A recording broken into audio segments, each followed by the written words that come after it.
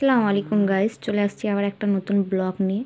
তো আজকের ব্লগটা কী নিয়ে তো আপনাদের সাথে সেটাই শেয়ার করছি। আজকের ব্লগটা হচ্ছে বিয়েবাড়িতে। তো বিয়েবাড়িতে যাওয়ার জন্য এখানে আমি রেডি হয়ে গেছি, দেখতেই পাচ্ছেন।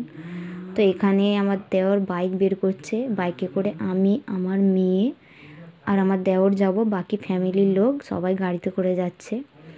এখানে আমরা বাইকে বসে পড়েছি আর বাইকে করে যাচ্ছি, যেহেতু সামনেই লজটা, 5 মিনিটের রাস্তা বলে তো আমরা বাইকে করে চলে যাচ্ছি, বাকি সবাই গাড়িতে করে যাচ্ছে।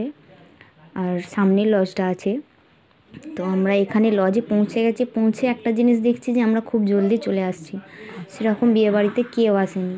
তো এখানে কিছু স্টল বসেছিল, যেরকম আইসক্রিম, তারপর coffee, cold drinks, phuchka, chicken pakora এইসব হয়েছিল। তো আমরা ভাবলাম এখানে আমরা কিছু খাওয়া দাওয়া করে ঘুরতে যাই। ঘুরে এসে দেখছি যে এখানে